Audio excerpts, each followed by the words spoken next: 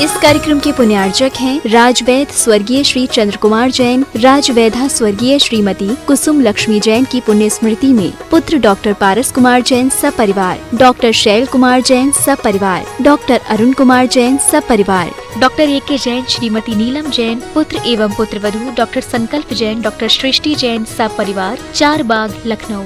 बहन एवं बहनोई श्री शाह कमल इंद्रेश जैन, समधी एवं बेटी दामाद श्री शाह सुमन प्रकाश, श्रीमती मालती जैन गुना नोएडा, अभिषेक अंचल जैन, नातिन आयशी अमिष्का, समधी श्री शाह लाला वीरसेन जैन, सुशीला देवी जैन भिंड ग्वालियर, पुत्र एवं पुत्रवधू विनय शशि सरा, बेटी एवं दामाद अभिषेक संश्रिता जैन, नातिन इरिया, समधी श्री शाह प्रदीप जैन पुष्पा जैन, नवीन आशा जैन लखनऊ बेंगलोर, बेटी एवं दामाद सृष्टि अनिवार्य जैन, समधी श्री शाह ज्ञानचंद श्रीमती कुसुम जैन, डॉक्टर संजय अर्चना सिंघई जैन सपरिवार होशंगाबाद। श्री दिनेश सर्वेश अखिलेश पाटनी कोलकाता, पूरे भारतवर्ष में नौकरी पाने के लिए aumcares@aumcap.com पर CV भेजें। श्रीमती शशि श्री संतोष जैन बेलई वाले कांशल परिवार, त्रिकाल 24 जिन मंदिर रोड, अशोकनगर मध्य प्रदेश, ज्येष्ठ भ्राता एवं भ्राता वधू श्री आनंद कुमार श्रीमती गुड़माला जी, ज्येष्ठ भ्राता श्री पवन कुमार जी, भतीजी सूबेदार मोनिका जैन श्रेष्ठी जैन, पुत्री एवं दामाद श्रीमती ऋचा श्री अभिषेक दोहित्र अरहम अग्रिम जैन उपभोक्ता गुना मध्य प्रदेश, पुत्री एवं दामाद श्रीमती दिव्या श्री सर्वज्ञ जैन दमोह मध्य प्रदेश।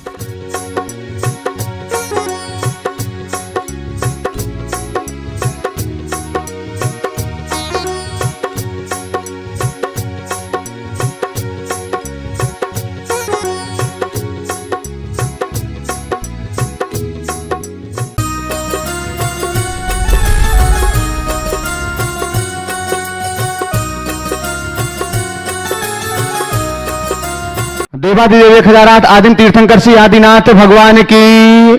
दोनों हाथों को आकाश की ऊंचाइयां प्रदान करते हुए पूरी चेतना के साथ में लगना चाहिए कि आप यहां पर जीवंत विराजित हैं। गुणायतन के मूल नायक श्री चंद्र प्रभु भगवान की, चिंतामणि श्री पार्श्वनाथ भगवान की, वर्तमान शासन नायक श्री महावीर भगवान की, संत श्रोमणी 108 आचार्य गुरुवर श्री विद्यासागर जी महामुनिराज की, गुणायतन प्रणेता पूज्य मुनिवर श्री प्रमाण सागर जी महाराज की, पूज्य मुनिवर श्री अरह सागर जी महाराज की। आइएगा बंधुओं, पारस चैनल, जनवाणी चैनल और प्रामाणिक ऐप के माध्यम से शंका समाधान के इस लोकप्रिय कार्यक्रम को देश और दुनिया में देखने वाले सभी सदस्यों का और यहां पर विराजित सभी भव्यात्माओं का गुणायतन परिवार हार्दिक हार्दिक स्वागत एवं अभिनंदन करता है। बंधुओं, गुणायतन आने वाले इतिहास में एक स्वर्णिम इतिहास लिखने वाला है। जो भी आएगा सम्मेश कर तीर्थराज, तो उसका पहला लक्ष्य होगा गुणायतन, गुणायतन और गुणायतन। इसीलिए देश और दुनिया के लोग अपनी चंचल लक्ष्मी का सदुपयोग करते हुए गुणायतन से जुड़ रहे हैं। आइएगा, आज जिन पुण्यात्माओं ने गुणायतन परिवार से जुड़ने का उपक्रम किया है, गुणायतन परिवार के साथी और सदस्य बने हुए हैं, हम उनके लिए यहां पर आमंत्रित कर रहे हैं और उनके सम्मान के लिए हमारा अनुरोध है थोड़ा सा सीखते करेंगे। सुभाष जी यहीं पर रहेंगे, सुनील जी देहरादून और उनकी पूरी टीम थोड़ा सा यहीं पर तैयार रहेंगे। हम सबसे पहले यहां पर आमंत्रित करते हैं महिमा जी प्रचंडिया, सिद्धांत जी प्रचंडिया, सिद्धार्थ मोदी, डॉक्टर संजीव, श्रीमती रंजना जी प्रचंडिया अलीगढ़ से उत्तर प्रदेश से हमारे बीच में पधारे, जो कि गुणायतन के संस्थापक सदस्य के रूप में आज गुणायतन परिवार से जुड़ रहे हैं। डॉक्टर संजीव, श्रीमती रंजना जी प्रचंडिया, जोरदार करतल ध्वनि से उनका सम्मान करें। जब तक वो यहां मंच तक पहुंच रहे हैं तब तक हम दूसरा नाम ले रहे हैं और जो भी लोग बैठे हुए हैं थोड़ी सी जगह बनाते जाएं मंच तक आने के लिए। आपका सम्मान करने के लिए तैयार रहें। सुभाष जी जैन सीईओ गुणायतन और सुनील जी जैन CFO गुणायतन देहरादून तैयार रहेंगे, सीखता से पधारे। स्तंभ के रूप में श्री सतीश चंद जी नजा एडवोकेट, जो ललितपुर से हमारे बीच हैं। और आप लोग लगातार कर्तव्य ध्वनि से बंधुओं, उदार मना दानदातारों का यह सम्मान यहां पर किया जा रहा है और आप भी अनुमोदना के पुण्य से जुड़ सकते हैं। आपकी तालियों की गड़गड़ाहट लगातार चलना चाहिए। स्तंभ के रूप में श्री सतीश चंद जी नजा एडवोकेट ललितपुर से आप सुभाष जी और सुनील जी के साथ में सनत जी जैन ललितपुर से गुणायतन के ट्रस्टी सम्मान करने के लिए जुड़ जाएंगे साथ में। आप साथ में खड़े हो दोनों जन।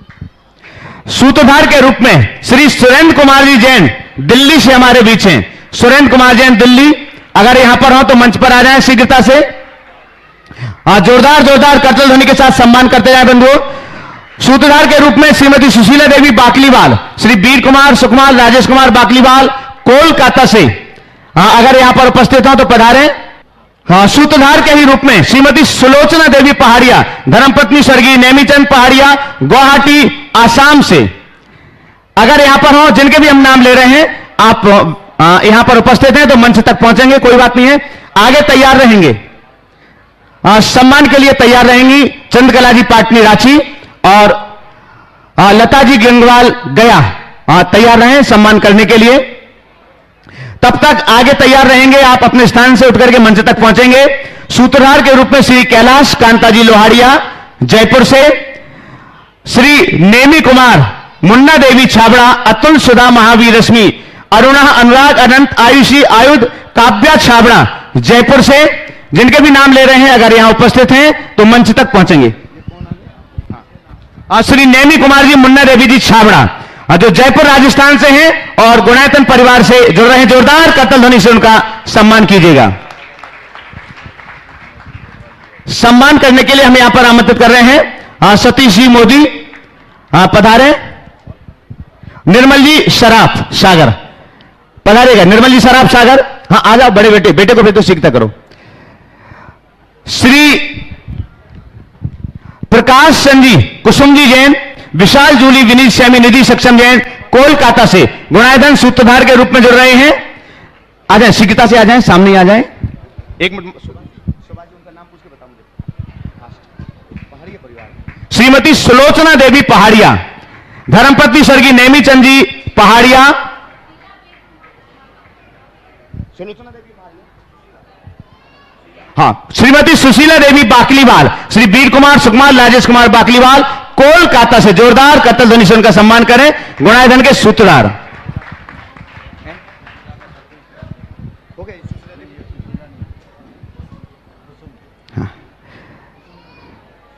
श्री प्रकाश चंद जी, कुसुम जी जैन, हाँ, विशाल जूली, विनीत सैमी, निधि सक्षम जैन कोलकाता से पधारे। और आपका सम्मान करने के लिए सतीश जी और निर्मल जी पधारिएगा, आ जाएं शीघ्रता से। श्री प्रदीप कुमार जैन, श्रीमती कल्पना जैन, काव्य जैन, प्रतीक जैन, सिकोहाबाद बड़ौदा, जोरदार करतल ध्वनि से उनका सम्मान कर दें। स्वर्गीय सूरजमल जी नमक बालों की सुपौत्र, श्री हेमराज जैन, श्रीमती नीलम जैन, पारसमल जी, स्वर्गीय सूरजमल जी नमक बालों की सुपौत्र, हेमराज जैन, श्रीमती नीलम जैन, पारसमल जी, पद्मा देवी जैन निबाई राजस्थान, अगर यहां पर हो तो आ जाएं शीघ्रता से। सम्मान करने के लिए पधारेंगे सुशील जी पहाड़िया जयपुर और साथ में अशोक जी काला पधारे कोलकाता सम्मान करने के लिए। अगले सूत्रधार के क्रम में श्रीमती कलीबाई जैन, धर्मपत्नी स्वर्गीय गुलाबचंद जी जैन, महेश सुनीता आयुषी, जय विजय अजय जैन सागर उपस्थित हो तो आ जाए शीघ्रता से, हाँ पधारिएगा। श्रीमती कलीबाई जैन सम्मान करने के लिए शकुन दीदी, राजेश जी, श्वेता जी जैन आ जाएं सम्मान करने के लिए। सम्मान की इस कड़ी में क्या नाम है?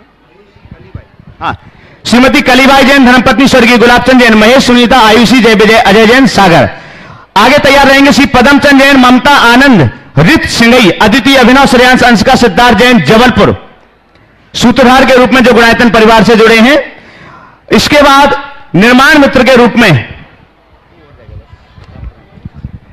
श्रीमती कुसुम जैन, वीरेंद्र कुमार जैन, दीप्ति, दीपक आर्यन, कांसल जैन गुना से, यदि उपस्थित हो तो मंच तक पहुंचेंगे। आ जाए पदमचंद जैन, हाँ आइएगा, सम्मान करेंगे। श्री पदमचंद जैन, ममता आनंद, रित सिंगई, अदिति, अभिनव, श्रेयांश, अंशिका, सिद्धार्थ जैन लीजिएगा।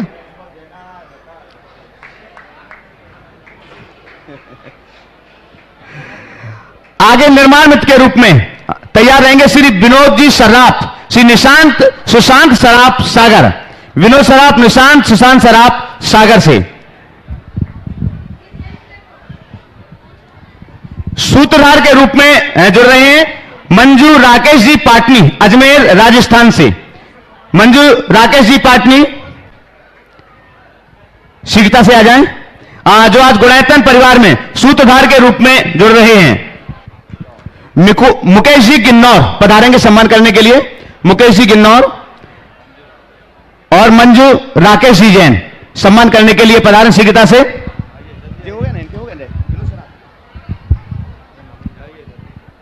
चलेगा। जब तक निर्माण मित्र का सम्मान हो रहा है तब तक हम शेष नामों की घोषणा कर रहे हैं। और निर्माण निधि से जो लोग आज जुड़े हुए हैं,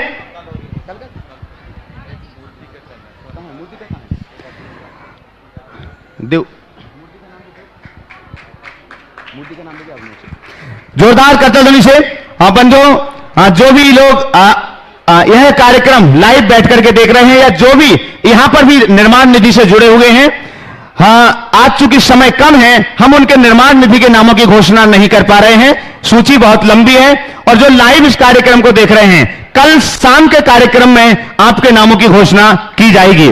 जिन्होंने गुणायतन में स्वर्णदान की घोषणा की है, संगीता जी गब्बाड़े अकोला महाराष्ट्र ने आज 4.41 ग्राम स्वर्णदान देने की घोषणा की है। जोरदार करतल ध्वनि से उनका सम्मान करें। अशोक सुषमा सिंगई खुरई से जो गुणायतन से जुड़े हुए हैं, उन्होंने भी आज स्वर्णदान के रूप में 51.85 ग्राम स्वर्णदान की घोषणा की। एक बार जोरदार करतल ध्वनि से उनका सम्मान करें। आ जाए हमारे श्री के चरणों में एक बार और आशीर्वाद ले लें।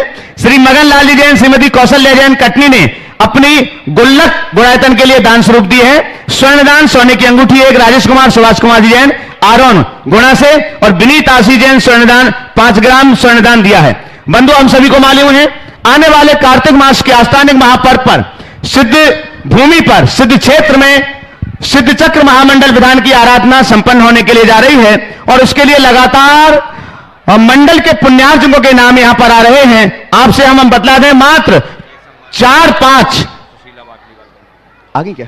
4-5 नाम ही उस मंडल के लिए शेष रह गए हैं। अभी जो नाम आए हुए हैं नए नाम, हम उनके नामों की घोषणा कर रहे हैं। श्री मुकेश रंगलाल जी, श्रीमती हेमलता जैन सपरिवार अहमदाबाद से, एक बार जोरदार करतल ध्वनि से उनका सम्मान करें। और मुंबई से श्री प्रमोद सुमन जी भारल वासी नई मुंबई, स्वाति जी साकार जी सिया जी जैन मामडिया, प्रेरणा जी विशाल जी विवान जी गुप्ता मुंबई से गुणायतन के परम संरक्षक हैं। इन्होंने भी एक मंडल के पुण्यार्जक बनने का सौभाग्य प्राप्त किया है। एक और सम्मान जो शेष रह गया था, श्रीमती सुशीला देवी जी बाकलीवाल पधारें। सुशीला देवी जी बाकलीवाल, श्री वीर कुमार सुकमाल राजेश कुमार बाकलीवाल कोलकाता से हैं, गुणायतन से सूत्रधार के रूप में जुड़े हुए हैं, और आपका सम्मान करने के लिए हम आमंत्रित करते हैं। अरे सम्मान हो चुका क्या? हाँ, कोई बात नहीं। एक बार जोरदार करतल ध्वनि से बंधु, सभी के सम्मान में जोरदार करतल ध्वनि से। और आइएगा, हम आपके बीच एक ऐसे व्यक्तित्व के लिए आमंत्रित कर रहे हैं। अच्छा, एक घोषणा जो निर्माण निधि के रूप में गुणायतन परिवार से जुड़े हैं, मनीष नायक जी मुंबई से गुणायतन परिवार से जुड़े हुए हैं। बंधु, महाराज श्री ने आपसे उन महान व्यक्तित्व का परिचय तो करा ही दिया है, फिर भी हम उनको गुरुवर के चरणों में यहां पर आमंत्रित कर रहे हैं। हमारे बीच विराजित हैं एन.के. जैन, राष्ट्रीय अल्पसंख्यक आयोग के अध्यक्ष, और उनकी धर्मपत्नी श्रीमती बिमला जी जैन। आपकी जोरदार करतल ध्वनि के बीच हम उनको इस मंच पर आमंत्रित करते हैं।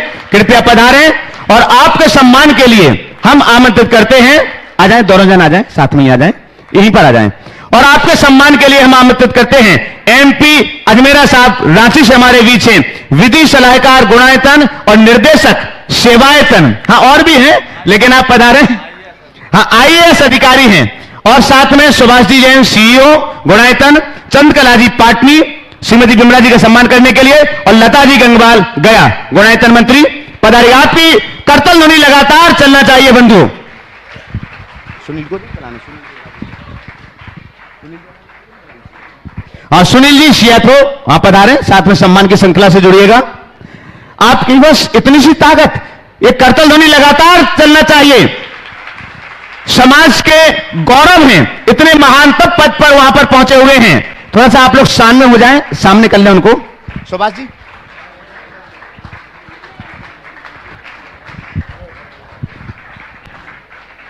बस इतनी सी आवाज।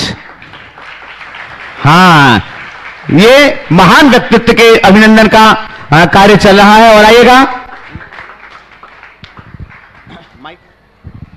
हम आमंत्रित कर रहे हैं सीधे सीधे बिना किसी बीच के कोई भी अंतराल न लेते हुए एन.के. जैन साहब, राष्ट्रीय अल्पसंख्यक आयोग के अध्यक्ष, वे अपनी बात, एन.के. जैन साहब, वे अपनी बात आपके बीच में यहां रख रहे हैं। और इसके बाद तैयार रहेंगे एमपी अजमेरा साहब रांची। थोड़ा सा आचार्य श्री के चरणों में बारंबार नमोस्तु नमोस्तु नमोस्तु। सभी त्यागी वृत्ति और महाराज श्री के चरणों में भी नमोस्तु। सभी धर्मावलंबी बंधुओं को जय जिनेन्द्र। कहते हैं कि जब पुण्य जन्म का उदय होता है और भाग्य में होता है तो गुरुदेव के दर्शन होते हैं। करीब 8 वर्ष पश्चात गुरुदेव के दर्शन हुए। ये मेरा सौभाग्य है। जब गुरुदेव का चतुर्मास जयपुर में था और चतुर्मास के दौरान ही राजस्थान के जो मुख्य न्यायाधीश थे सुनील जी अंबुआनी, उन्होंने एक फैसला दे दिया कि संलेखना आत्महत्या है। और मैंने अपने जीवन में ऐसी एकता जैन समाज में पहले कभी नहीं देखी। क्या दिगंबर समाज, क्या श्वेतांबर समाज, क्या तेरापंथी, क्या 20पंथी, क्या मंदिर मार्गी, क्या स्थानकवासी और कितने ही फिरके। ऐसा नहीं है कि जैन धर्म में फिरके हैं, मुस्लिम धर्म में 72 फिरके हैं। ईसाई धर्म में कैथोलिक प्रोटेस्टेंट एक दूसरे के नहीं बनती। शिया सुन्नी, शैव वैष्णव, यानी ऐसा दुनिया का कोई धर्म नहीं है जिसमें फिरका न हो। यह भी समाज और धर्म के लिए एक सतत चली आने वाली परिपाटी है। तो मैं कहूंगा कि गुरुदेव, आपने ही गोविंद को बताया है। यदि गुरु नहीं हो तो हम कैसे जानेंगे कि ईश्वर क्या है। गुरु गोविंद दोनों खड़े, काके लागू पाए, बलिहारी गुरु आपकी, आप सब लोग जानते हैं। तो गोविंद के दर्शन करवाने वाले महाप्रभु आप हैं। और ये मेरा सौभाग्य है कि आप सब लोगों के बीच में मैं हूं। गुरुदेव से दिन में चर्चा हुई और गुरुदेव का आदेश सिरोधारी है कि मैं अल्पसंख्यक के बारे में कुछ बताऊं। वैसे बताने को तो बहुत कुछ है और आप लोग भी सब जानते हैं कि जैन समाज किसी भी दृष्टि से पिछड़ा नहीं है, न शिक्षा में, न अर्थ में, न संस्कृति में और न अन्य किसी भी प्रकार से। इस भारतवर्ष की जीडीपी में महत्वपूर्ण योगदान जैन समाज का है। करीब करीब 1/6 हिस्सा केवल इनकम टैक्स के रूप में, जीएसटी के रूप में और टैक्स के रूप में जैन धर्मावलंबी भारत सरकार को देते हैं। प्रत्येक व्यक्ति जो आय करता है, आमदनी करता है, कमाई करता है, उसे 2 प्रकार से देना होता है। एक फोर्सफुल, एक वॉलेंटरी, स्वैच्छिक, और देना ही होगा, हैव टू डू। तो गवर्नमेंट ने तो प्रक्रिया निर्धारित कर रखी है आपसे लेने की। 18% से 28% तक जीएसटी, और किस किस पे जीएसटी, उस पर हम ज्यादा आगे नहीं जाएंगे। इनकम टैक्स 30% तक इनकम टैक्स, और फिर उस पे 4% सेस, ये देना ही होगा। परंतु इस प्रकृति ने, ईश्वर ने हमें हवा दी, पर्यावरण दिए, पेड़ पौधे दिए, पानी दिया, और हमसे क्या लिया? कुछ नहीं। तो हमने इसको क्या दिया? अभी एक बंधु ने सवाल किया था, सीधा सा उसका जवाब है, खुद का निरीक्षण करेंगे बहुत सुखी रहेंगे, दूसरे का निरीक्षण करेंगे दुखी दुख रहेगा।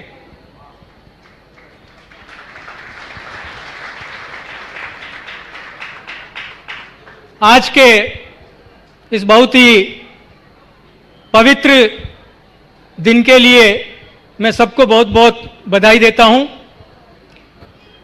भारतवर्ष 15 अगस्त 1947 को आज़ाद हुआ, और जो 1947 से पहले के लोग हैं वो जानते हैं, उन्होंने देखा है, और जो बाद के लोग हैं उन्होंने इतिहास पढ़ा होगा, और यदि इतिहास नहीं पढ़ा तो फिर इसमें कोई दूसरे की गलती नहीं है, हमारी है। इस देश का बंटवारा 15 अगस्त 1947 को धर्म के आधार पर हुआ है। धर्म के आधार पर देश का बंटवारा होना कितना दुखदाई होता है, ये उन सिंधियों से पूछें, बिलोचियों से पूछें, उन पंजाबियों से पूछें जिनका सब कुछ छिन गया, घर बार छिन गए।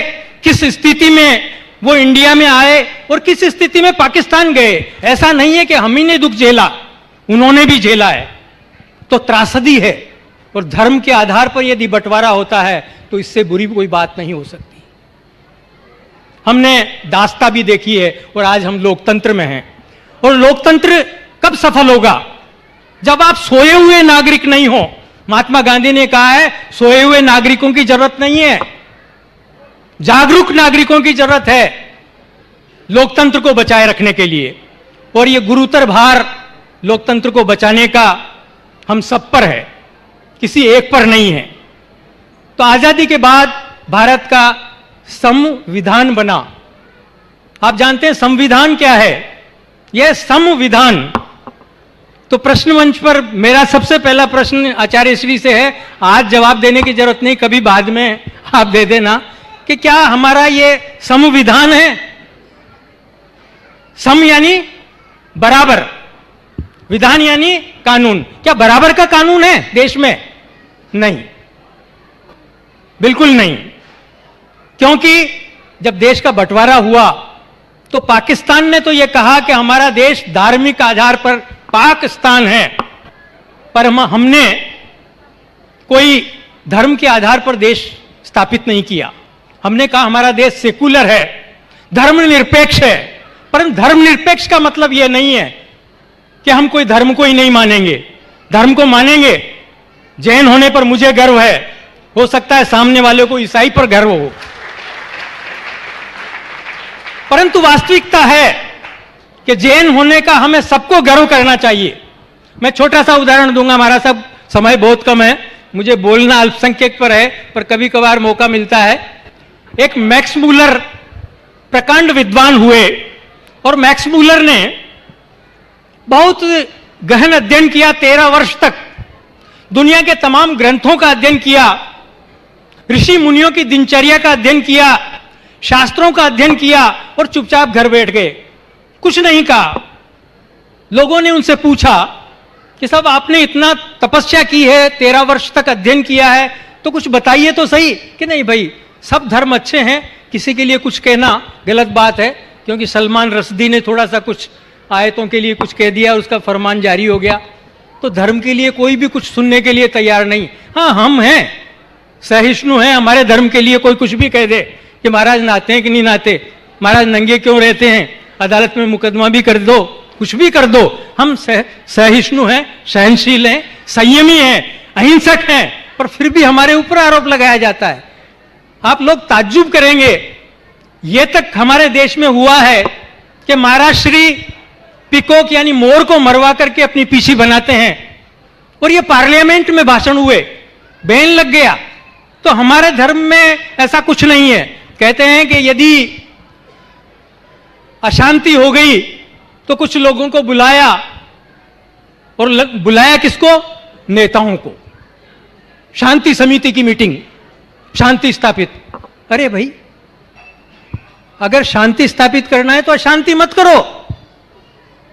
अभी अभियान चल रहा है गंगा की सफाई, यमुना की सफाई। अरे गंगा को गंदा मत करो, यमुना को गंदा मत करो, पानी को गंदा मत करो। आपको कुछ करने की जरूरत नहीं है। बाढ़ आएगी, बरसात आएगी, अपने आप स्वच्छ हो जाएगी। पर जब तक आप गंदा करना नहीं छोड़ेंगे तब तक गंगा साफ नहीं होगी, तब तक यमुना साफ नहीं होगी। हम जंगलों को बचाने की बात करते हैं। अरे जंगलों को बचाने की जरूरत नहीं है, यह सतत प्रक्रिया है। उसके कंदमूल फल जानवर खाते हैं और वो जानवर वापस उनको वहीं जंगल में छोड़ देते हैं और पेड़ उगते रहते हैं। आप पेड़ों को काटना बंद कर दो, जंगल अपने आप उग जाएंगे।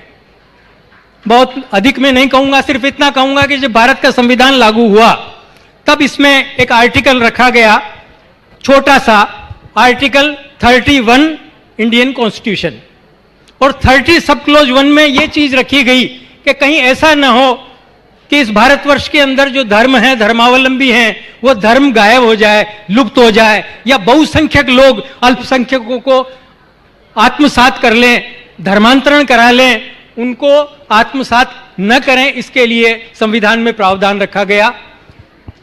किसी भी कारण से सही, परंतु देश में 5 धार्मिक आधार पर अल्पसंख्यक घोषित किए गए समय समय पर, जिसमें सबसे पहले मुस्लिम। हमने मुस्लिमों को प्रोटेक्शन दिया।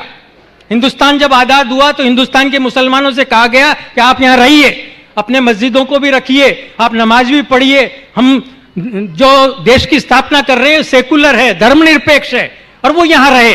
आज भी आराम से रह रहे हैं। हमने किसी को भगाया नहीं, आराम से गए। वो अपने देश पाकिस्तान चले गए होंगे, पर हमने किसी को नहीं भगाया, हमने उनको प्रश्रय दिया।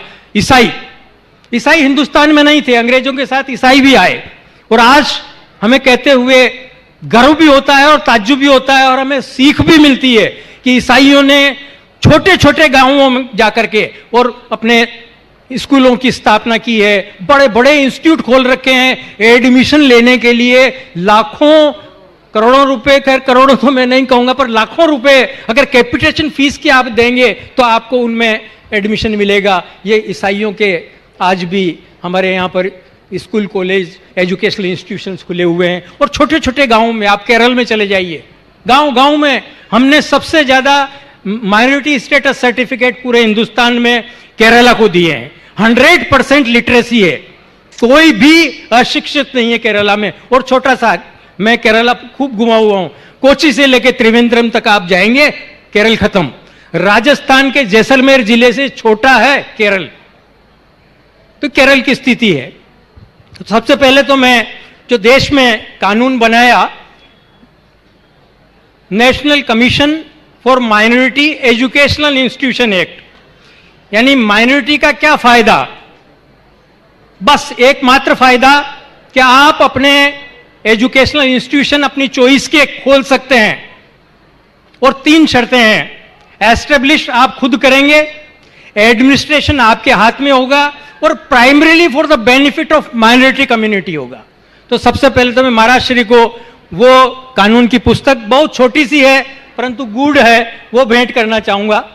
यह है 2008 का एक national commission for minority educational institution act, जिससे पूरा हिंदुस्तान के जितने भी माइनॉरिटी एजुकेशनल इंस्टीट्यूशन है, और यह सुनकर के हमें ताज्जुब होगा कि देश में शिक्षा के क्षेत्र में माइनॉरिटी एजुकेशनल इंस्टीट्यूशन का इतना बड़ा योगदान है कि अगर ये बंद हो गए तो शिक्षा डगमगा जाएगी।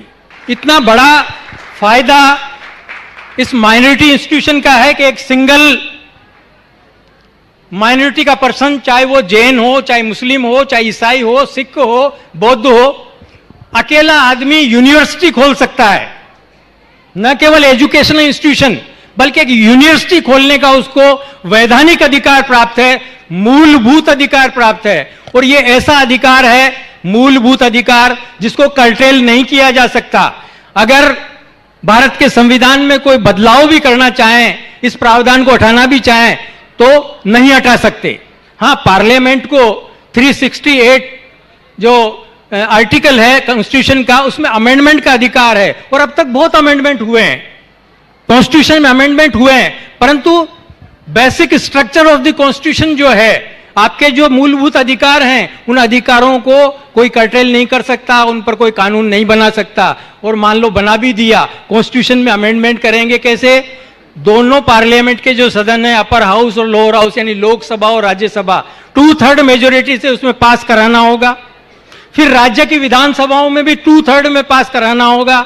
ये पास हो जाएगा तो फिर कोई भी हाई कोर्ट जज और सुप्रीम कोर्ट जज, एनी, देश में 950 जजेज हैं, कोई भी जज इसको अल्ट्रा वायरस घोषित कर सकता है, यानी संविधान के विरुद्ध कोई कानून भी नहीं बनाया जा सकता, तो इसे अमेंडमेंट नहीं किया जा सकता। तो इतना बड़ा अधिकार आपको मिला हुआ है, और क्या क्या इसके फायदे हैं मैं थोड़ा सा आपको गिनाऊंगा बस, क्योंकि बहुत लंबा समय हो जाएगा। क्या क्या अधिकार दिए हुए हैं, मतलब इतना पैसा गवर्नमेंट इस पे खर्च करती है, पर या तो हमारी समझदारी नहीं है। कई बार जब हम विद्वानों से भी मिलते हैं, बड़े बड़े लोगों से भी मिलते हैं, वो कहते हैं कि जैन धर्म महावीर स्वामी से चालू हुआ है। अरे भाई, ये कहाँ हम पहुंच गए? क्या हमारी शिक्षा है? हम जैन धर्म के बारे में नहीं जानते। बहुत से लोग कहते हैं महावीर स्वामी से जैन धर्म चालू हुआ और गौतम बुद्ध से बौद्ध धर्म चालू हुआ। कहाँ से थ्योरी आ गई? क्योंकि इससे पहले वो जानते ही नहीं है। हमारे 24 तीर्थंकर हैं, आदि अनादि काल से जैन धर्म चला आ रहा है, और 24 तीर्थंकर से जैन धर्म। तो जो शिक्षा है, वो शिक्षा हम अपने, अगर शैक्षणिक संस्थान खोलते हैं तो हम अपने धर्म की शिक्षा दे सकते हैं। जो एजुकेशनल इंस्टीट्यूशन हमारे जैन समाज के हैं, तो हम बाहर बोर्ड लगा सकते हैं कि जैन जो अगर विद्यार्थी है तो हम उससे 500 रुपए लेंगे, और अदर देन जो जैन है तो हम उससे 50,000 रुपए लेंगे, क्योंकि एडमिनिस्ट्रेशन हमारे हाथ में और हमें संविधान ने अधिकार दिया है। इसलिए हमें हमारे संस्कृति को बचाए रखने के लिए, यदि हम में संस्कार है, अभी महाराज श्री ने भी कहा था, संस्कार से ही संस्कृति बचेगी। यदि हम अपने संस्कार ही भूल गए, मूलभूत जो हमारे तत्व हैं जैन धर्म के, वो ही भूल गए, तो फिर कुछ नहीं बचेगा। तो मैंने मैक्स मूलर का जो उदाहरण दिया था, जब उसको बहुत ज्यादा बाध्य किया गया तो उसने कहा कि यदि विश्व में धर्मों में यदि कोई श्रेष्ठ धर्म है तो वो जैन धर्म है। और उन्होंने बताया कि जियो और जीने दो, सत्य और अहिंसा, सम्यक दर्शन, सम्यक ज्ञान, सम्यक चरित्र, अपरिग्रह, ब्रह्मचर्य, तप, जप, ये जो सिद्धांत हैं, ये अहिंसा, अगर अहिंसा को ही अपना लें, आज विश्व पूरा बारूद के ढेर पर खड़ा है। तालिबान से जो स्थिति है, कोई किसी से छुपी हुई नहीं है कि क्या स्थिति है अफगानिस्तान की, हमारा पड़ोसी देश है, और आगे क्या होगा हमें पता नहीं है। तो इस विश्व को बारूद के ढेर पर जो खड़ा है, उसे बचाने के लिए जैन धर्म के सिद्धांत ही काम आएंगे। आप झूठ को कितना ही प्रचारित कर लें, फिर भी सत्य सत्य ही रहेगा। फिर मैक्स मूलर से पूछा कि भाई ग्रंथों में श्रेष्ठ कौन से हैं? भाई बाइबल भी कोई कम नहीं है, कुरान भी कम नहीं है, कुरान भी अच्छी बातें सिखाती है, गुरु ग्रंथ साहब भी कोई कम नहीं है। कोई भी धर्म का जो ग्रंथ है वो खराब हो ही नहीं सकता, परंतु जो कुछ जिनवाणी में है, जो समय सार है, जो कुंद कुंद है, इसका कोई सानी नहीं है। तीसरा सवाल उनसे पूछा कि ऋषि मुनियों में, साधु संतों में श्रेष्ठ कौन है? बहुत विचार किया कि भाई मुझसे मत पूछो, कुछ नाराज हो जाएंगे लोग कि साहब आप बताइए तो सही, आपने गहन अध्ययन किया है। उन्होंने कहा भाई पोप जब चलता है तो जमीन हिलने लगती है, रोम हिलने लगता है। पोप, पादरी, मुल्ला, मौलवी, साधु संत, नागा साधु जटाएं लेकर के 15 आदमी साथ चलते हैं, तो साधुओं का कोई साने नहीं है, सब साधु बहुत ही।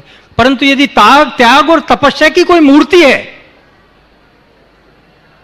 तप आपको जप करने वाले, ब्रह्मचर्य का पालन करने वाले, कुछ भी अपने पास न रखने वाले कोई हैं तो वो जैन संत हैं। तो अंग्रेज विद्वान का यह कहना है, तो हमें गर्व होना चाहिए कि हम जैन हैं। भले ही हम जैन धर्म के सिद्धांतों का पालन कुछ कुछ करते हों, परिग्रह की प्रवृत्ति सबसे ज्यादा हमारी है, सिद्धांत हमारा परिग्रह का है, परंतु लंबी उस बात में नहीं जाऊंगा। मैं सिर्फ जो आपको जैन माइनॉरिटी के लिए फायदे हैं वो मैं बताऊंगा। एक तो एजुकेशनल इंस्टीट्यूशन का दर्जा कैसे लिया जाए। एमएससी जिसको बोलते हैं, एमएससी जो लेता है माइनॉरिटी स्टेटस सर्टिफिकेट, वो ही माइनॉरिटी के जो बेनिफिट्स हैं उन्हें लेने का हकदार होता है। यदि आप कोई स्कूल चला रहे हैं, कॉलेज चला रहे हैं, आपकी पाठशाला चल रही है, आपका जैन गुरुकुल चल रहा है और उसने माइनॉरिटी का स्टेटस नहीं लिया है, तो फिर उसे माइनॉरिटी का इंस्टीट्यूशन नहीं माना जाएगा। आपको उसके लिए एक सर्टिफिकेट लेना होगा, और सर्टिफिकेट दोनों प्रकार से ले सकते हैं। या तो आप जिस स्टेट के रहने वाले हैं उस स्टेट में एक कॉम्पिटेंट ऑफिसर होता है, वो कॉम्पिटेंट ऑफिसर आपको एमएससी का सर्टिफिकेट ग्रांट कर सकता है। यदि वहां से आप नहीं लेना चाहें तो आपको एक एप्लीकेशन सेक्शन 10 जो मैंने महाराज को किताब दी है, सेक्शन 10 उसमें बना हुआ है, एक नो ऑब्जेक्शन एप्लीकेशन आपको लगानी होगी स्टेट कॉम्पिटेंट ऑफिसर के यहाँ। वो सिर्फ इसलिए कि स्टेट को यह मालूम होना चाहिए कि इस पर्टिकुलर माइनॉरिटी एजुकेशनल इंस्टीट्यूशन को माइनॉरिटी का दर्जा दे रहे हैं।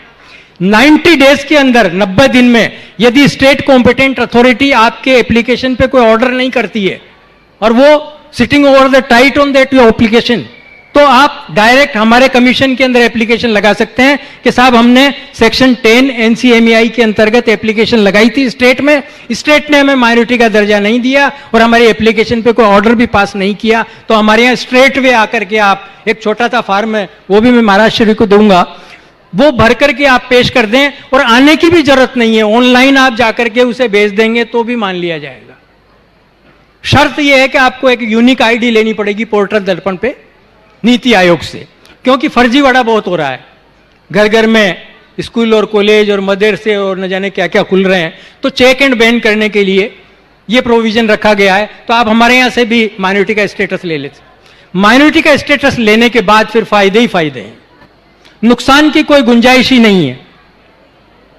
सबसे बड़ा फायदा है कि right to free and compulsory education act 2009 वो माइनॉरिटी इंस्टीट्यूशंस पे लागू नहीं होता। आज देश में ये कानून है 2009 के बाद से कि प्रत्येक स्कूल को, कॉलेज को 6 साल से 14 साल के बच्चों को निःशुल्क पढ़ाना पड़ता है। अशिक्षित को शिक्षित करना प्रत्येक एजुकेशनल इंस्टीट्यूशन का वैधानिक दायित्व है और उस दायित्व का निर्वहन उसको करना ही होता है। परंतु माइनॉरिटी एजुकेशनल इंस्टीट्यूशन पर वो प्रावधान भी लागू नहीं होता, ST/SC एक्ट लागू नहीं होता। टीचिंग नॉन टीचिंग सैंक्शन जो स्ट्रेंथ है, जो गवर्नमेंट सैंक्शन करती है स्ट्रेंथ, अभी मैं आज स्कूल में गया था, यहाँ तारा बहन स्कूल चलाती है, बड़ा उनकी प्रॉब्लम है, हमारे साथ अजमेरा जी भी थे। तो सैंक्शन आपको स्ट्रेंथ गवर्नमेंट से करानी होगी, तब आपको 95% पैसा डायरेक्ट आपके खाते में, इंस्टीट्यूशन के खाते में गवर्नमेंट से जमा हो जाएगा। हर महीने आपको 5% जो भी खर्चा होता है वो जमा कराना होगा, 95% ऑटोमेटिक ट्रांसफर होता है बैंक खाते में। तो इतना बड़ा फायदा। फिर ST/SC एक्ट इस पर लागू नहीं होता। एडमिनिस्ट्रेशन आपके हाथ में है, टीचर, हेडमिस्ट्रेस, प्रिंसिपल, माली, स्वीपर, इसकी नियुक्ति आप करेंगे, इस पे गवर्नमेंट का कोई हस्तक्षेप नहीं होगा। रही बात सहायता की, तो जो प्राइम मिनिस्टर 15 पॉइंट प्रोग्राम है उसके अंतर्गत एक इक्विटेबल अवेलेबिलिटी यानी ICDS services, integrated child development services, आप अपने बच्चों को अपने एजुकेशनल इंस्टीट्यूशन में ला करके और अपनी धार्मिक जो संस्कार हैं वो दे सकते हैं, उन्हें पढ़ा सकते हैं, आप अपनी प्रेयर करा सकते हैं। अभी नई एजुकेशन पॉलिसी 2020 लागू हो रही है, कुछ साल 1.5 साल क्योंकि कोविड पीरियड रहा इसलिए वो डिले हो गया, पर नई एजुकेशन पॉलिसी सेंट्रल गवर्नमेंट की, अब क्या बहुत सी समस्याएं संविधान के अंतर्गत आती है। शिक्षा आज की तारीख में हमारे यहाँ संविधान में 3 सूचियां हैं। एक सूची है केंद्र की सूची, एक है राज्य की सूची, और एक है समवर्ती सूची, concurrent list, state list, central list और कंकरेंट लिस्ट। ये सब्जेक्ट जो शिक्षा है ये स्टेट का सब्जेक्ट है। अब सेंट्रल गवर्नमेंट चाहती है कि शिक्षा में सुधार होना चाहिए। हम भारत की आजादी से लेकर यहां पहुंचे, परंतु लॉर्ड मेकाले को पीछे नहीं छोड़ पाए। लॉर्ड मेकाले ने ये कहा था कि हिंदुस्तान, आप अपने पास 3 मिनट बचे हैं, 3 मिनट में पूरी बात कर लो, खत्म हो जाए। बिल्कुल, मैं सिर्फ आपको मूल बात कर लो। Improvement access to the educational institution. आप रिसोर्स ऑफ टीचिंग, जो आपके बेस्ट टीचर हैं उन्हें आप भर्ती कर सकते हैं। अभी क्या हो रहा है कि जो परीक्षा लेकर के और हम टीचर भर्ती करते हैं, जो फर्स्ट क्लास फर्स्ट आता है, आप देखो पहले के जमाने में जो फर्स्ट क्लास फर्स्ट आता था उसे बिना किसी इंटरव्यू के नौकरी पे लग दिया जाता था और पहला इंटेलिजेंट पर्सन टीचर हुआ करता था। आज टीचर का जब कहीं कोई नौकरी नहीं मिलती तो चलो अध्यापक बन जाते हैं, ये हमें छोड़ना पड़ेगा।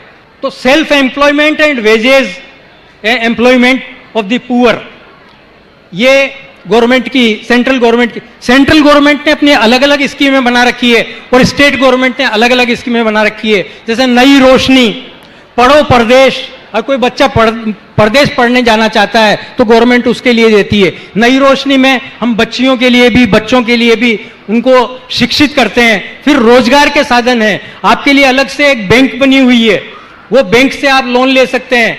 6% का लोन दिया जाता है, 6% में 2.5% गवर्नमेंट देती है, उसमें 10 लाख तक का लोन मिलता है। व्यापारियों को भी लोन मिलता है और विद्यार्थियों को वजीफा मिलता है, स्कॉलरशिप जिसको बोलते हैं।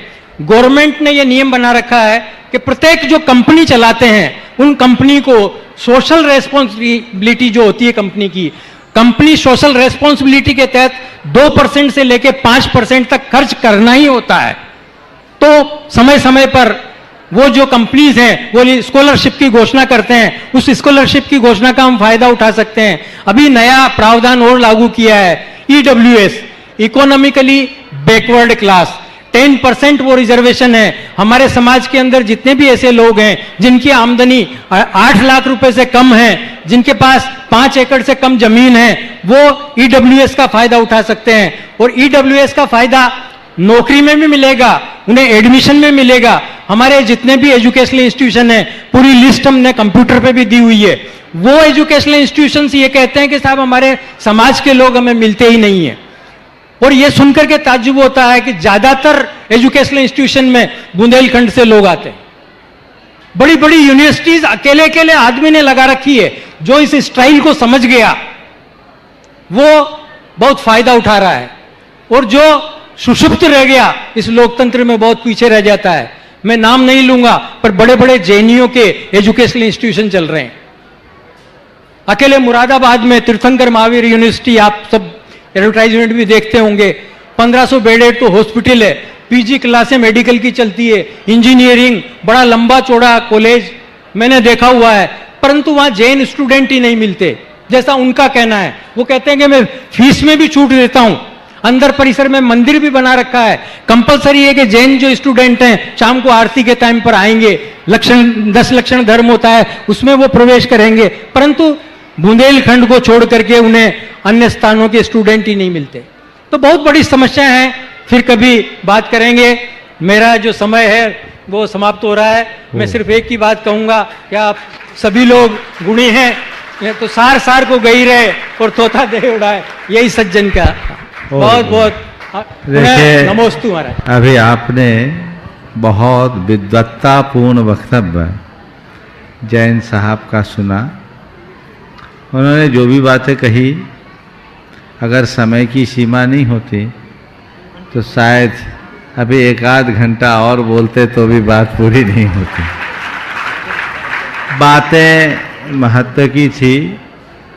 एक बात समझने की केवल इतनी है, कुछ बातें जो हम लोग अपने मुंह से नहीं कह पाते वो इन जैसे लोगों के ही मुख से निकलती है।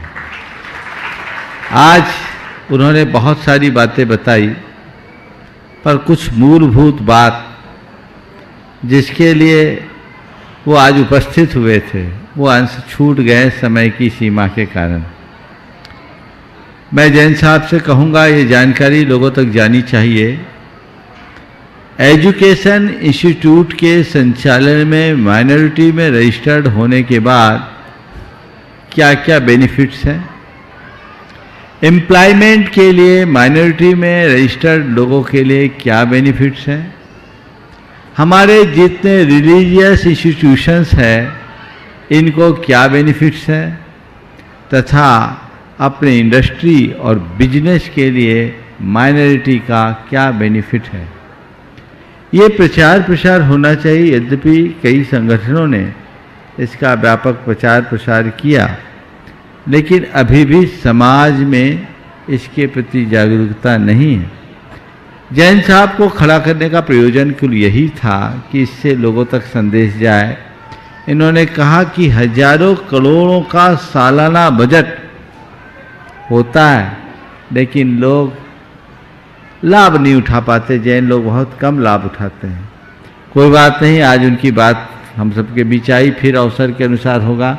मैं तो चाहता हूं आज उनसे जो चर्चा होने के बाद मैं एक निष्कर्ष पर पहुंचा हूं कि एक वर्कशॉप इस मंच से माइनॉरिटी कमीशन पर कराया जाए, जिसमें इसके विशेषज्ञ जैन साहब से राय लेकर 2 घंटे का सत्र हो, पहले से प्रचारित हो और पूरे देश भर के लोग उनकी बातों को सुने और इसका समाज के व्यापक हित में लाभ उठाए। ये सबको नोट होना चाहिए। हम लोगों को पता नहीं, जो हमारा मौलिक अधिकार है, हम सरकार से कोई भीख नहीं मांग रहे, ये हमारा अधिकार है और जो अधिकार है उसका प्रयोग करना हमारी जिम्मेदारी है, हमें करना चाहिए। बहुत जल्दी 1-8 महीने की अवधि में ही ये कार्यक्रम होगा। आज अजमेरा साहब को भी बोलना था, वो भी समय देख करके, अभी हमें आचार भक्ति भी करनी। आज हमारी गाड़ी निर्धारित समय से 10 मिनट लेट चल रही है, लेकिन चलता है। बातें बहुत महत्वपूर्ण हैं। इन बातों को आप लोगों को गंभीरता से समझना चाहिए। आप चाहते हैं मेरे बच्चे के अच्छे से अच्छे स्कूल में पढ़ाई हो, आप चाहते हैं मेरे बच्चे के अच्छे से अच्छे कॉलेज में पढ़ाई हो, आप चाहते हैं कि हमारे बच्चे को पैसों के पीछे पढ़ाई के लिए मोहताज ना होना पड़े, आप चाहते हैं कि आपके लिए रोजगार के लिए किसी महाजन की पीढ़ी पर न चढ़ना पड़े, आप चाहते हैं अपने व्यापार के लिए हमें किसी से ब्याज पर रुपया ना उठाना पड़े। चाहते हैं?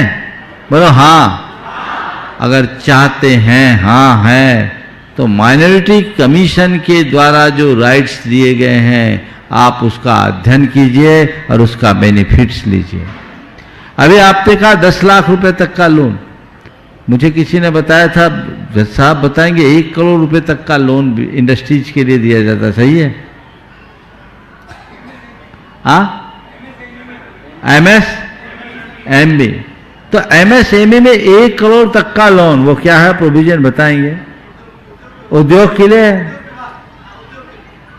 माइनॉरिटी के लिए अलग, जिसमें इंटरेस्ट रेट 6% ओनली। अच्छा ठीक है, ठीक है, बहुत अभी मिलेंगे। तो ये बहुत सारे लाभ हैं, इनका लाभ सबको उठाना चाहिए और उसी अनुरूप अपना जीवन बनाना चाहिए। अभी जज साहब कह रहे हैं, आपके आने से और भी लोग आए हैं, झारखंड सरकार के पर्यटन विभाग के अधिकारीगण भी आए हैं यहाँ।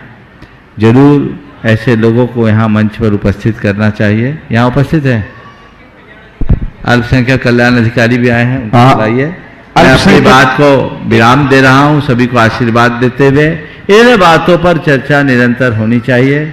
आज जितने लोगों का नंबर नहीं आया और जो कार्यक्रम है वो आज का कार्यक्रम कल के लिए डेफर समझ लीजिए, इसे कल के लिए छोड़ देते हैं और उसको चलने दीजिएगा क्योंकि समय की सीमा है। वीणा झांझरी कोडरमा आगे तैयार रहेंगे। ओम।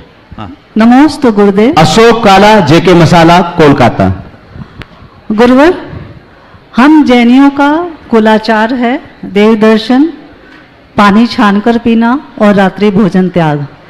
लेकिन जब आज की स्थिति में हमारे बच्चे इस ओर आगे बढ़ना चाहते हैं तो हमें बहुत मन में ऐसा लगता है कि नहीं, हम उनको एक बार रोकते हैं कि इस स्थिति में जो आज का परिवेश है उसके आगे के जीवन में बाधा आएगी, वैवाहिक जीवन में, चाहे लड़का हो या लड़की हो।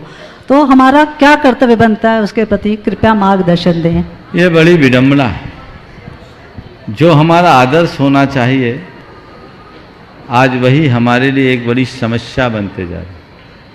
हमें आदर्श को आदर्श की भांति देखना चाहिए, उसे किसी तरीके से समस्या बनने नहीं देनी चाहिए। ये कुलाचार की होती हुई घोर उपेक्षा का कुपरिणाम है। जिन चीज़ों को करने में पहले शर्म महसूस किया जाता था, विडंबना ऐसी हो गई कि आज लोग उसी में शान महसूस करते हैं और बड़े शान से करते हैं। आज कोई रात्रि भोजन का त्यागी हो, चाहे लड़की हो या लड़का, उसको संबंध करने के लिए बड़ी कठिनाई होती है। और दारू पीने वाले से संबंध करने में कोई दिक्कत नहीं। कैसी विडंबना है। जिसे हमें सबसे मेरिट पे रखना चाहिए उसे हमने निचले पायदान पर रख दिया। और एक शब्द आजकल चलन में आ गया, ऑर्थोडॉक्स। मैं क्या बोलूं। एक लड़की के संबंध के लिए लड़के वाले से बात हुई। लड़के की माँ ने लड़की की माँ से फोन करके कहा,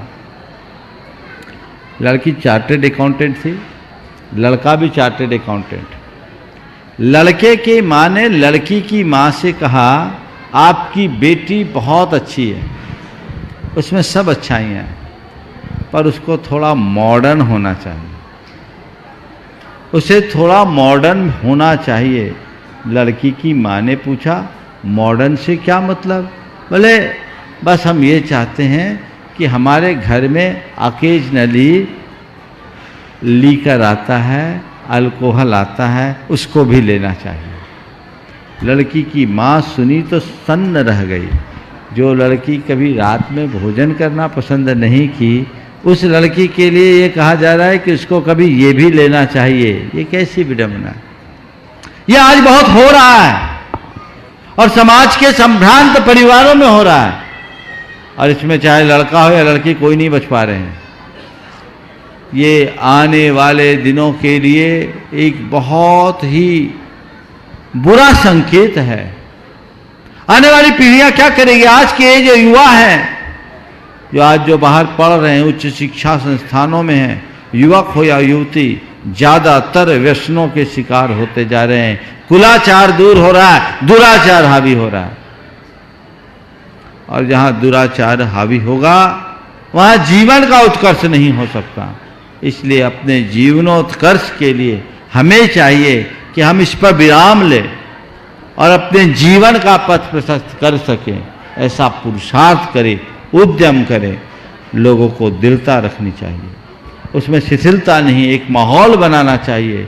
और ये भी मुझे तब, मेरे पास एक सज्जन आए अमेरिका से, वो अमेरिका से 25 वर्ष बाद भारत आए। यहाँ आकर के उन्होंने बड़ा आश्चर्य प्रकट किया। एक बड़े वहाँ के उद्यमी थे। उन्होंने कहा, महाराज श्री, यहाँ आके तो हमें बड़ा अटपटा लग रहा है। बोले क्या? बोले मैं भारत आया था तो ये सोच करके आया था कि भारत के लोग जितने हमारे साधर्मी भाई होंगे बड़े सदाचारी होंगे, भगवान का अभिषेक बंदन करते होंगे, पूजन करते होंगे, रात्रि भोजन जमीखंड आदि नहीं खाते होंगे। आप जैसे गुरुओं का जिन्हें साक्षात समागम मिलता है, उनकी तो चर्या पूरी तरह जैन होगी। लेकिन मैं तो यहाँ देख रहा हूँ सब रात में खा रहे हैं, जमीखंड खा रहे हैं, और कुछ गड़बड़ भी हो रहा है, और मंदिर वगैरह भी कर लिया तो कर लिया। इनकी हालत तो हमसे भी खराब है। हम अमेरिका में रह करके इनसे बचे हुए हैं, और ये लोग नित्य आप जैसे संतों के सानिध्य में रह करके भी कहाँ हैं।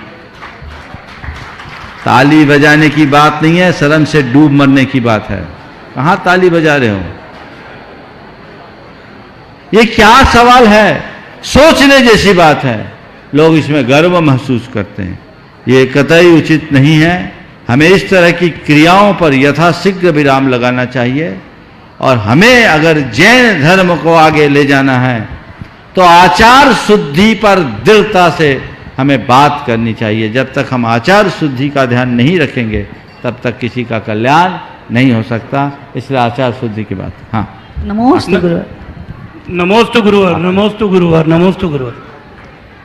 महाराज जी, अपने हम लोग जो सुबह में शांति धारा और अभिषेक करते हैं उसमें ऋषि मंडल यंत्र और कई यंत्र हम लोग विराजमान करते हैं। तो इसमें 3 क्वेश्चन है। एक तो यंत्रों को कहाँ विराजमान करना चाहिए, और यंत्रों पर अभिषेक करना चाहिए कि नहीं, और अगर करते हैं तो उनकी जो लास्ट में मंत्र बोलते हैं उसका पूरा उच्चारण करना चाहिए कि नहीं, इसका थोड़ा सा शंका समाधान करें। देखिए, यंत्रों का हमारे शास्त्रों में विधान है, कुछ यंत्र हमें रखना चाहिए, प्रतिष्ठा ग्रंथों में भी कुछ यंत्रों का विधान, पर वे ही यंत्र रखना चाहिए जो हमारे पंच परमेष्टि से जुड़े हुए हैं। जिनमें पंच परमेष्टि से बाहर की चीज़ें हैं वो यंत्र हमें भगवान के साथ नहीं रखना।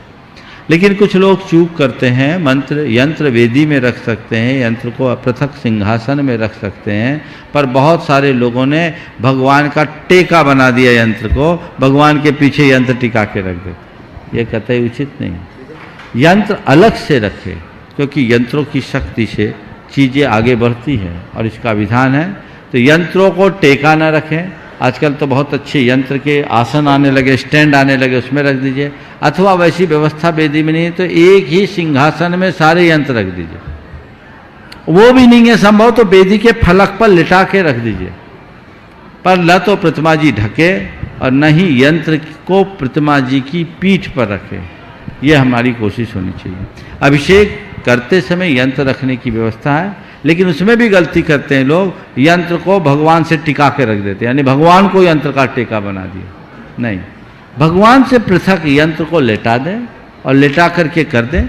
हमारे शास्त्रों में विनायक यंत्र की पूजा और अभिषेक का विधान है, तो विनायक यंत्र की पूजा अभिषेक का मंत्र आप पढ़ें और यंत्र की बात पूरी कर दें, ऐसी व्यवस्था आप कर सकते हैं। अन्यथा और अभिषेक हम जो कर रहे हैं उस अभिषेक में ही यंत्र का अभिषेक हो जाता है, ये ध्यान रखना। पंच परमेष्टि से संबद्ध जो हमारे शास्त्रीय यंत्र हैं उन्हें वेदी में रखने में कोई निषेध नहीं है। इस प्रकार आज के इस सत्र को महाराज जी छोटा सा प्रश्न होता है, एक छोटा सा अब हो गया। परम पूज्य गुरुदेव के चरणों में नमन अर्पित करते हुए यहीं पर विराम दे रहा हूँ। और ये परम पूज्य आचार्य गुरुवर श्री विद्यासागर जी महाराज की जय।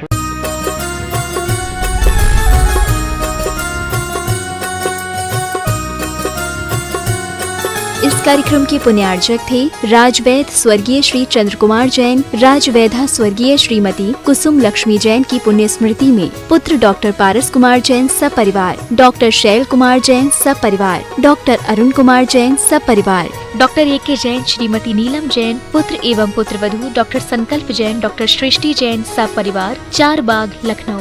बहन एवं बहनोई श्री शाह कमल इंद्रेश जैन, समधी एवं बेटी दामाद श्री शाह सुमन प्रकाश, श्रीमती मालती जैन गुना नोएडा, अभिषेक अंचल जैन, नातिन आयशी अमिष्का, समधी श्री शाह लाला वीरसेन जैन, सुशीला देवी जैन भिंड ग्वालियर, पुत्र एवं पुत्रवधू विनय शशि सराफ, बेटी एवं दामाद अभिषेक संश्रिता जैन, नातिन इरिया, समधी श्री शाह प्रदीप जैन पुष्पा जैन, नवीन आशा जैन लखनऊ बेंगलोर, बेटी एवं दामाद सृष्टि अनिवार्य जैन, समधी श्री शाह ज्ञानचंद श्रीमती कुसुम जैन, डॉक्टर संजय अर्चना सिंघई जैन सपरिवार होशंगाबाद।